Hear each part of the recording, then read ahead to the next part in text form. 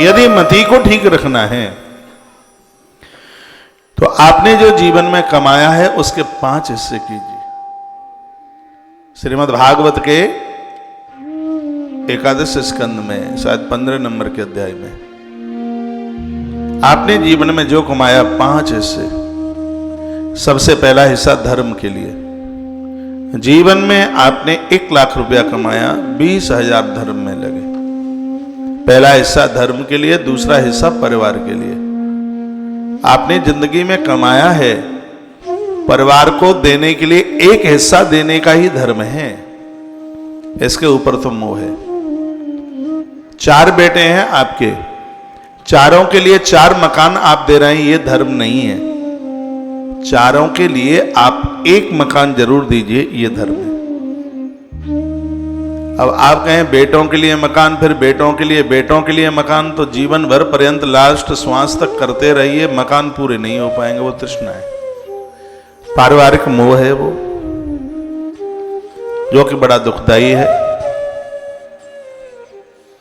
आप लोग फलियार लेके जाइए। चालू हो गया होगा बहन, हमारी गैया मैया का भी दर्शन कर लीजिए। हमारे एक बछिया आई है परसों, सलोनी है नाम, देख लो उसको, मिल लो, बहुत प्यारी है। बोलिए बांके बिहारी लाल की जय हो, हनुमान जी महाराज की जय हो, जय जय श्री राधे, जय जय श्री राधे, जय जय श्री राधे। तो 1 हिस्सा धर्म के लिए, 1 हिस्सा परिवार के लिए,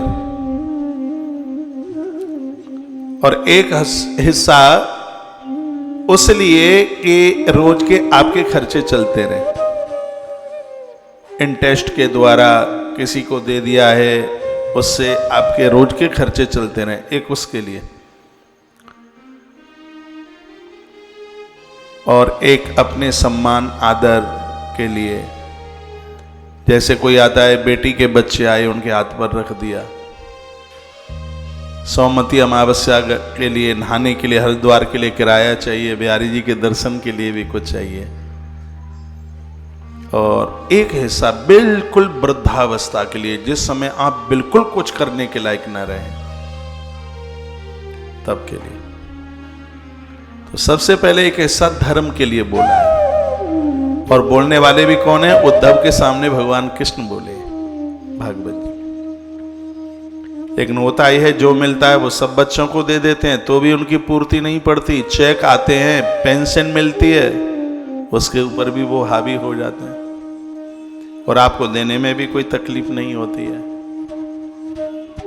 थोड़ा अब अपना वृद्धावस्था का भी ख्याल रखिए। आपने दुनिया के लिए बहुत कुछ किया है। यह जीवन 100% पारमार्थिक होना चाहिए। ये महात्मा है, राघवादास जी हैं, तो ये राघवानंद जी, शकल इधर दिखा दो, ये है। ये कलकत्ता में रहते हैं साधु।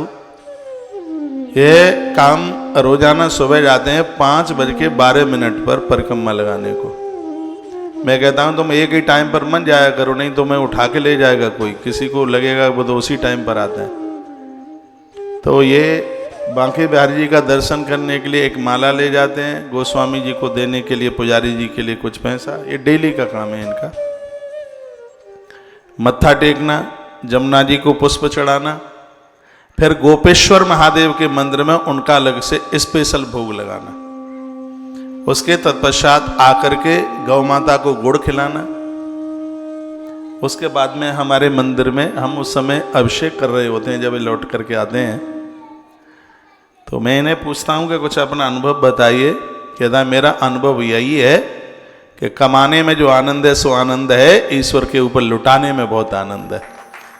बोलते हैं मैं 90 रुपया रोज खर्च करता हूं, मुझे बहुत शांति मिलती है, माला में, प्रसाद में। बोले मेरा कोई खर्चा नहीं है, लेकिन मैं एक 90 रुपया इसमें रोजाना खर्च करता हूं और मुझे बहुत आनंद आता है। और ये आनंद सबके ही लिए है, ये सबको ही आएगा, ये मुझे भी आएगा, आपको भी आएगा। भगवान को माला चढ़ाते हैं, ऐसा लगता है कि हमने अपना हृदय चढ़ा दिया है प्रभु को। और ये फूल हृदय का ही, धरती माता का हृदय ही तो है फूल। भगवान को फूल चढ़ा करके हम यही तो कहते हैं, हे परमात्मा